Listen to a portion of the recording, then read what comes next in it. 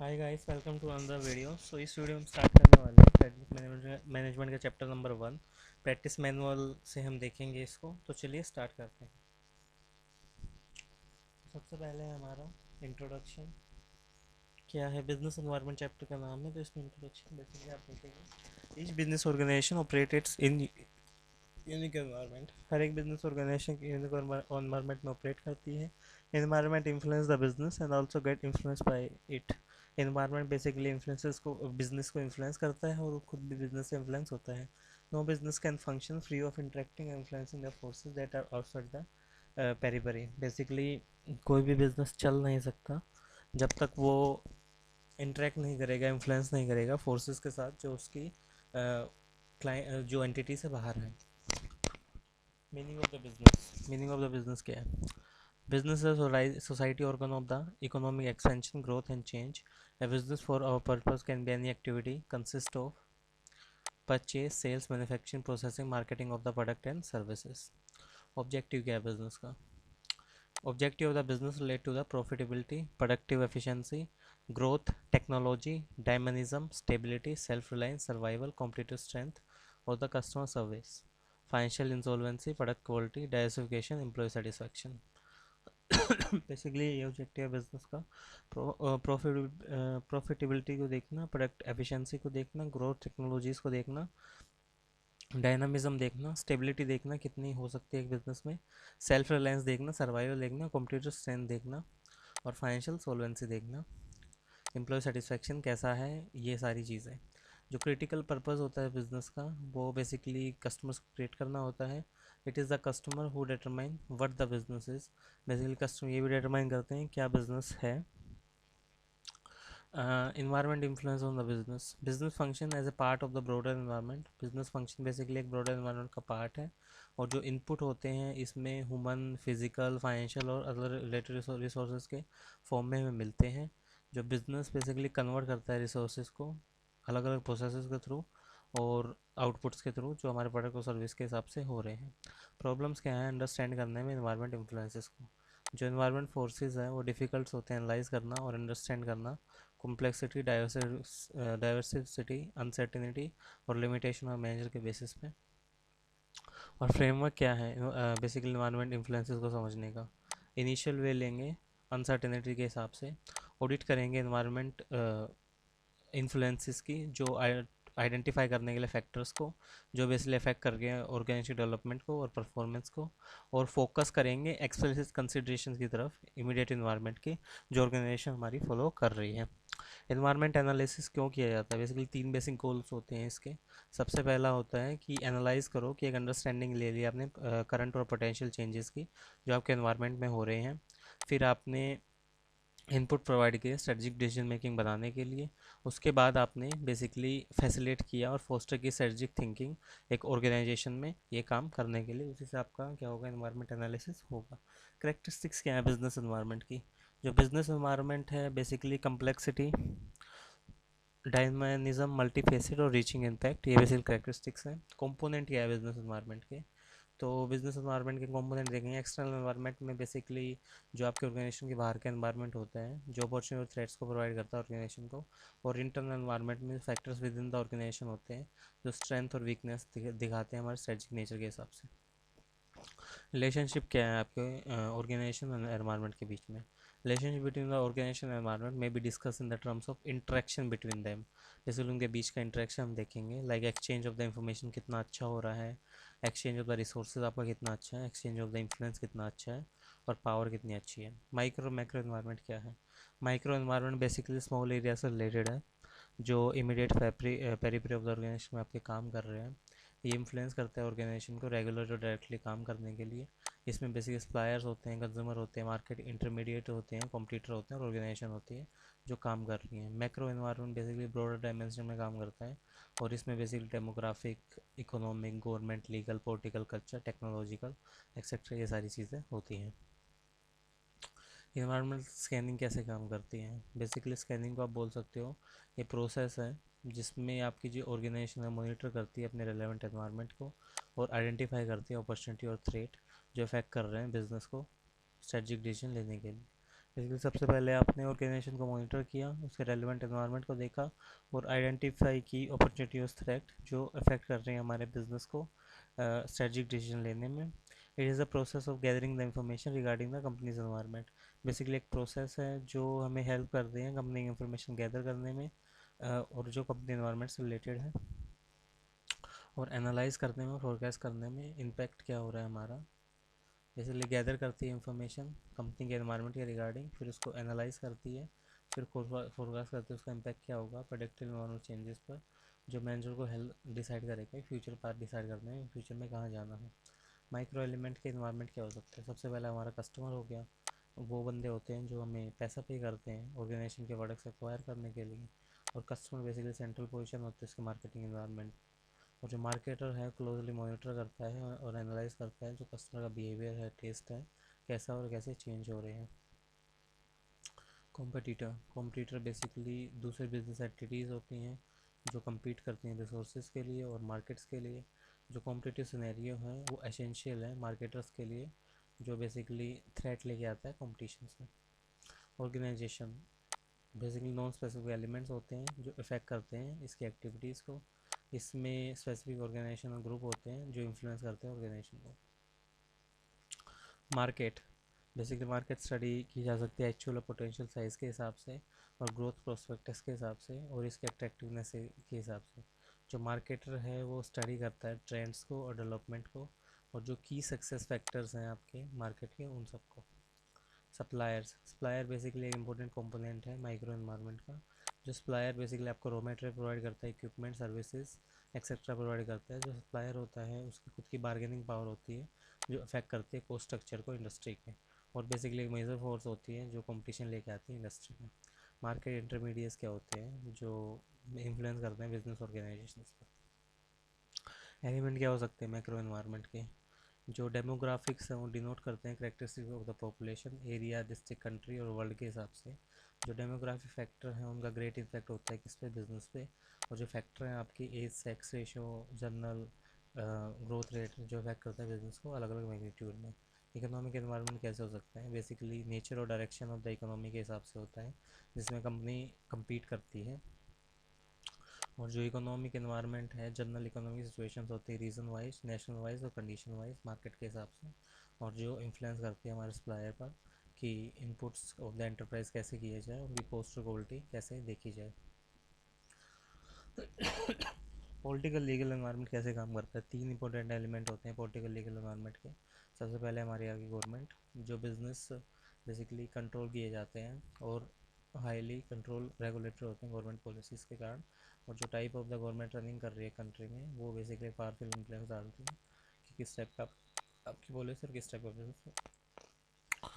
Legal कैसे काम करता है, बेसिकली बिजनेस ऑर्गेनाइजेशन ऑपरेट करती हैं एक साउंड लीगल सिस्टम में। जो लीगल एनवायरनमेंट है इसमें लॉज होते हैं जो बिजनेस को फॉलो करने पड़ते हैं।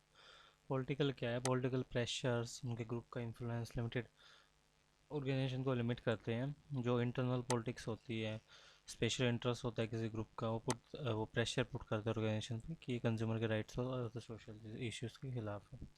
सोशल कल्चर इन्वायरमेंट कैसे हो सकता है, social culture environment basically factors होते हैं ह्यूमन रिलेशनशिप के रिगार्डिंग जो इम्पैक्ट करते हैं सोशल एटीट्यूड को, कल्चर की वैल्यूज़ को, जो बेसिकली आपके बिजनेस में काम कर रहे हैं। इसमें बिलीव्स होती हैं, वैल्यूज़ होती हैं, नॉर्म्स होते हैं सोसाइटी के जो डिटरमाइन करते हैं कि कैसे इंडिविजुअल और ऑर्गेनाइजेशन इंटर रिलेटेड होंगी। टेक्नोलॉजिकल इन्वायरमेंट कैसे एक्ट करता है, बेसिकली इसके अंदर अपॉर्चुनिटीज़ और थ्रेट्स होते हैं बिजनेस से रिलेटेड, और ये अपॉर्चुनिटी एज ए बिजनेस होती है जो एडवांटेज लेती है टेक्नोलॉजिकल इनोवेशंस को अडॉप्ट करने की स्ट्रेटजिक एडवांटेज के लिए, और इसी सेम टाइम पे जो टेक्नोलॉजी एज ए थ्रेट का काम भी करती है जो बेसिकली अडोप्ट नहीं करती उन एडवांटेज को। ग्लोबल इन्वायरमेंट कैसे होता है, बेसिकली ग्लोबलाइजेशन ऐसे काम करता है जो प्रोसेस है आपकी, a process of integration of the world into the one huge market. Basically आपने क्या किया है, प्रोसेस के थ्रू एक पूरे वर्ल्ड को एक बड़ी मार्केट में डाल दिया है। और जो कंपनी लेवल पे ग्लोबलाइजेशन आप ऐसे बोल सकते हो, दो चीज़ हो सकती है इसमें। एक तो कंपनी ने कमिट कर लिया है कि वो बेसिकली सेवरल मैन्युफैक्चरिंग प्रोसेसेस करेगी और या मैन्युफैक्चरिंग लोकेशंस पे जाएगी अलग अलग अराउंड द वर्ल्ड, मतलब अलग अलग जगह वो अपने मैन्युफैक्चरिंग प्लांट्स लगाएगी और ऑफ़र करेगी प्रोडक्ट अलग डाइवर्सिफाई इंडस्ट्रीज़ में। और बेसिकली इसका मतलब ये भी हो सकता है कि एबिलिटी के हिसाब से compete करेगी डोमेस्टिक मार्केट में फॉरेन कॉम्पिटिटर से। पेस्टल एनालिसिस से आप क्या बोल सकते हो? पेस्ट एनालिसिस बेसिकली डिस्क्राइब करता है एक फ्रेमवर्क एनालाइज करने के लिए मैक्रो एनवायरनमेंट फैक्टर्स जो पेस्टल एनालिसिस में इन्वॉल्व होते हैं, आपके political, economical, social, technological, legal और इन्वायरमेंट इन्फ्लुएंसेस। वो बेसिकली एक ऑर्गेनाइजेशंस को प्रोवाइड करते हैं एक तरीका कि वो स्कैन कर सकें इन्वायरमेंट इन्फ्लुएंसेस को और ये सके कि ऑर्गेनाइजेशन कैसे इफेक्ट हो रही है इन पॉलिसीज से। स्ट्रेटजिक रिस्पॉन्स क्या होते हैं इन्वायरमेंट का? इसलिए काफ़ी डिफ़िकल्ट होता है डिटरमाइन करना कि बिज़नेस का रिस्पॉन्स क्या होगा पर्टिकुलर सिचुएशन के रिगार्डिंग। लेकिन जो बिज़नेस है वो एफर्ट्स को यूज़ करता है एक्सप्लॉइट करने के लिए अपॉर्चुनिटीज़ को और रिड्यूस करने के लिए थ्रेट्स को। जो ऑर्गेनाइजेशंस हैं अलग अलग अप्रोचेस फॉलो करते हैं, लाइक ऑर्गेनाइजेशन अलग अलग अप्रोचेस फॉलो करते हैं। इसमें सबसे पहले है least resistant approach. Some business just manage to survive by the way of coping with their changing external environment. कुछ बिजनेस खाली सर्वाइव करना चाहते हैं, जो उनका बिजनेस एक्सटर्नल एनवायरनमेंट चेंज हो रहा है उससे मैनेज करके उसके साथ रह के they are the simple goal maintaining units. जो भी बेसिकली गोल मेंटेनिंग यूनिट्स होती है। Proceed with the question next level पे होते हैं बिजनेस के, जिसमें बेसिकली वो एक इंटेलिजेंट इंटरेस्ट रहते हैं अडेप्ट करने में, चेंजिंग एनवायरनमेंट के साथ साथ अडेप्ट हो जाते हैं और मॉनिटर करते हैं चेंजेस को एनवायरनमेंट में और एनालाइज करते हैं उन पर इम्पैक्ट क्या हो रहा है उनके गोल्स और एक्टिविटीज़ पे और उनकी ट्रांसलेट कैसे कर रही है असेसमेंट्स को सर्वाइवल और एबिलिटी, स्टेबिलिटी और स्ट्रेंथ के लिए। तो इसी हिसाब से बेसिकली हम काम करते हैं कि प्रोसीड विद क्वेश्चंस में हम एग्जांपल ले सकते हैं जो डायनामिक एनवायरनमेंट के साथ चेंज होते हैं लोग। डायनामिक रिस्पॉन्स क्या है? Basically still higher sophisticated level पे काम करता है वो बिजनेसेस जो आपके एक्सटर्नल एनवायरनमेंट फोर्सेस होते हैं और पार्शली मैनेज और कंट्रोल किए जाते हैं एक्शंस के द्वारा। जो उनका फीडबैक सिस्टम है वो डायनामिक है और पावरफुल है, मतलब कैसे डायनामिज्म में काम कर रहा है और कितना पावरफुल है, ये चीज़ हम देखते हैं। कॉम्पिटिटिव एनवायरनमेंट कैसे काम करता है? जो नेचर और एक्सटेंट होता है कंपटीशन का वो बेसिकली बिजनेस में फेस करता है मार्केट को, और मार्केट एक मेजर फैक्टर बन जाता है जो इफेक्ट करता है ग्रोथ को, इनकम डिस्ट्रीब्यूशन को और कंज्यूमर के वेलफेयर को। जो बिजनेस है उसको बेसिकली कंसिडर करना पड़ता है कंपटीशन, कॉम्पिटिटर की स्ट्रेटजीज को, प्रॉफिट लेवल को, कॉस्ट ऑफ प्रोडक्ट्स को एंड सर्विसेज को प्रिपेयर करते हुए और इम्प्लीमेंट करते हुए अपने खुद के बिजनेस प्लान और बेसिकली फॉर्मुलेट करते हुए स्ट्रेटजीज। जो ऑर्गेनाइजेशन है वो सेपरेटली आइडेंटिफाई करती है और कंसंट्रेट करती है कॉम्पिटिटर्स को जो सिग्निफिकेंटली अफेक्ट कर रहे हैं बिजनेसेस को। कोऑपरेशन कैसे होता है कॉम्पिटिटिव इन्वायरमेंट में? बेसिकली कुछ ऑर्गेनाइजेशन सेम इंडस्ट्री में काम करती है कार्टेल बनाकर, और जो ऑर्गेनाइजेशंस हैं compete करने की बजाय एक दूसरे को ज्वाइन करना पसंद करती हैं अपनी एक्सप्लिसिट और टैक्टिक अरेंजमेंट के हिसाब से जो जनरल पब्लिक को पता नहीं होती। जो कोऑपरेशन है बेसिकली एक हाईली कॉम्पिटिटिव बिजनेस एनवायरनमेंट के हिसाब से काम कर सकता है, और जो बेनिफिट होते हैं कोऑपरेशन के वो हम जापान में देख सकते हैं जहाँ पे लार्ज कोऑपरेटिव नेटवर्क होता है। किसका?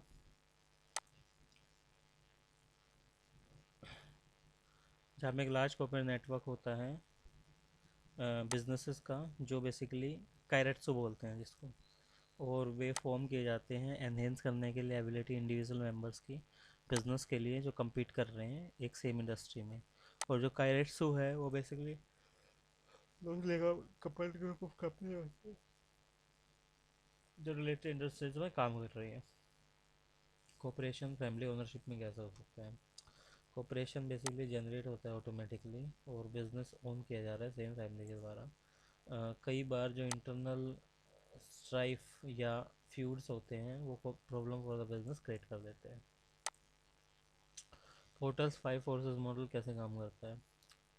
जो बेसिकली ये मॉडल स्टेट करता है कंपटीशन एक इंडस्ट्री में जो कॉम्पिटिटिव प्रेशर्स के साथ ऑपरेट कर रहा है फाइव एरियाज में। Competitive pressure basically market manoeuvring और जोकिंग के हिसाब से काम करता है, और बायर बायर को basically rival firms of the shares के हिसाब से आइडेंटिफाई करता है। जो कॉम्पिटिटिव प्रेशर है वो थ्रेट ऑफ द न्यू एंट्रेंट के हिसाब से होता है मार्केट में कि कितने मार्केट में नए एंट्रेंट्स आ रहे हैं। और जो कॉम्पिटिटिव प्रेशर है वो basically attempt of the companies के हिसाब से आता है दूसरी कंपनी में कि कितने बायर्स को उसने विन किया है और अपने कितने सब्सटीट्यूट प्रोडक्ट्स वो लेके आया है। जो कॉम्पिटिटिव प्रेशर है बेसिकली स्टीम होता है सप्लायर्स के थ्रू और उनकी बार्गेनिंग पावर और सप्लायर्स के अलग कोलोब्रेशन के थ्रू। जो कॉम्पिटिटिव प्रेशर है वो स्टेम्स होता है बायर के थ्रू और बार्गेनिंग पावर और सेलर का कोलाब्रेशन के थ्रू। अब इसमें कुछ क्वेश्चंस देखते हैं। Explain the meaning of demographic environment. Demographic environment के मीनिंग क्या हो सकते हैं? Demographic environment denote the characteristics of the population in the area, district, country और in the world. Demographic environment basically characteristics of the population को denote करता है area के हिसाब से, डिस्ट्रिक्ट्स के हिसाब से, कंट्री के हिसाब से, वर्ल्ड के हिसाब से। इसलिए डेमोग्राफिक फैक्टर एक काफ़ी ग्रेट इम्पैक्ट डालते हैं किस पे? बिजनेस पे। और जो फैक्टर्स होते हैं basically age, profile, sex ratio, income, education, growth rate, ये इफेक्ट करते हैं बिजनेस को अलग अलग मैग्नीट्यूड में।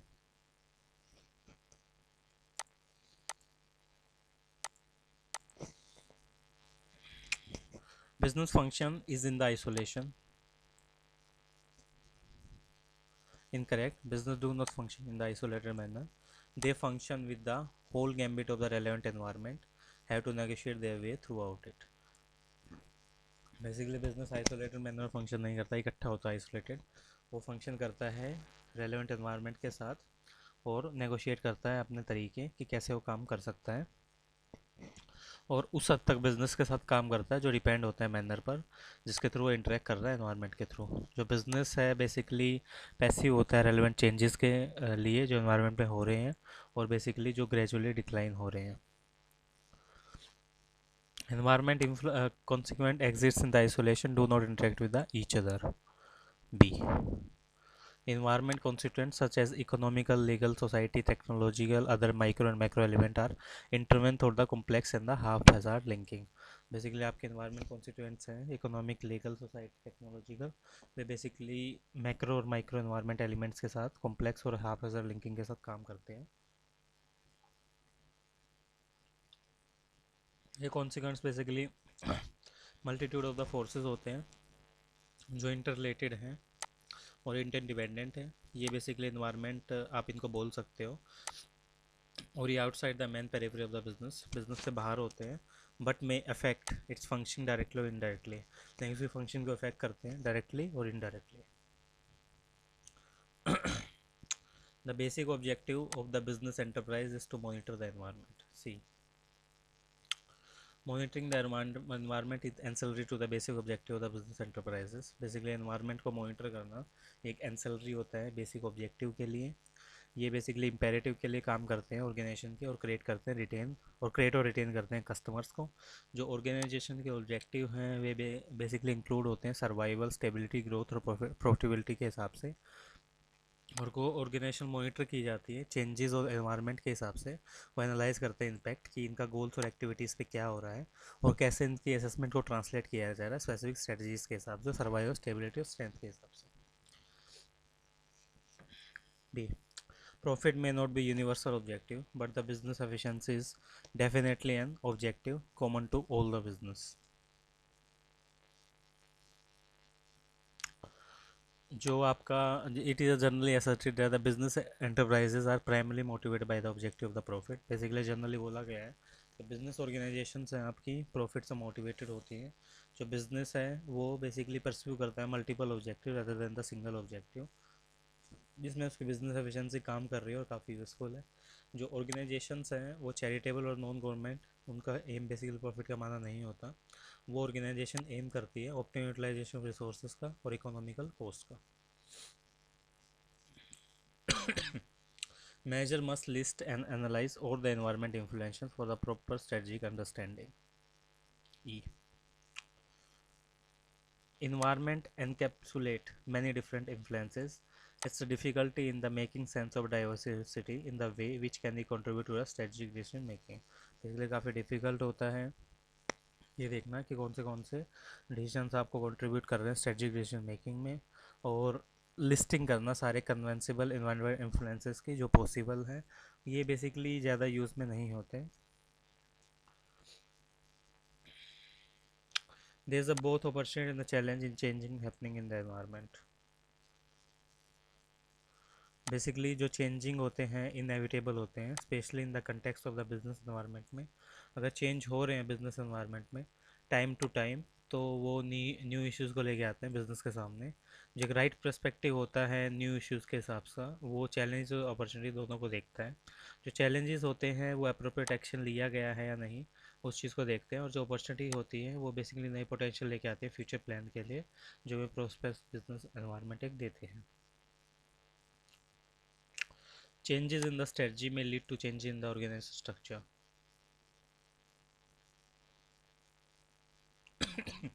Changing in the strategy may require the change in the structure as the structure dictate how the resources will be allocated.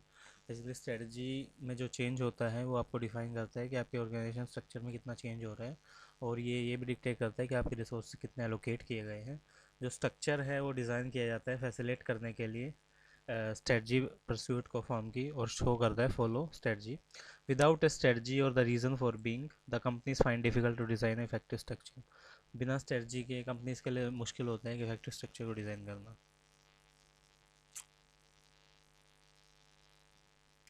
A business, even if it continually remain passive to the relevant changes in the environment, would still grow or the flourish. Incorrect. Business function with the whole gamut of the relevant environment, have to negotiate their way throughout it. A successful business has to identify, appraise and respond to various opportunities and threats in the environment. The extent to which the business thrive depend upon the manner in which it interacts with the environment situation or the contracts. A business remains passive to the changes in environment is destined to gradually fade away to the oblivion. Basically जो आपके threats हो रहे हैं organisation के regarding, और वो depend होते हैं मैनर और इंटरेक्ट करते हैं एनवायरनमेंट की सिचुएशन के हिसाब से। और बिजनेस एक पैसिव होता है, चेंजेस होता है एनवायरनमेंट के हिसाब से, लेकिन वो बेसिकली इन सारे चीज़ों में डील नहीं करता। Changes of the any type are always disquieting and sometimes they may be threatening. Favorable changes either in the external environment or the internal environment are not threatening or disquieting. Changes that are initiated by the management to bring the improvement in its working are not always disquieting. Sometimes changes may be threatening, especially for the old or weak organization with the risk hours of the steady managers.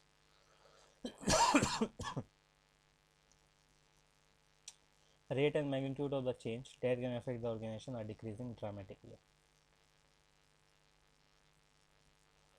The reality is just other way around. Business environment, especially after globalization, liberalization, has witnessed the changes that are fast-paced and the far-reaching implications. It's true for the economic, political, and the technological, legal, social, cultural environment. Created strong pressure on the organizations for the proactive adaptations to the environment changes for the survival, growth, and the competitive edge.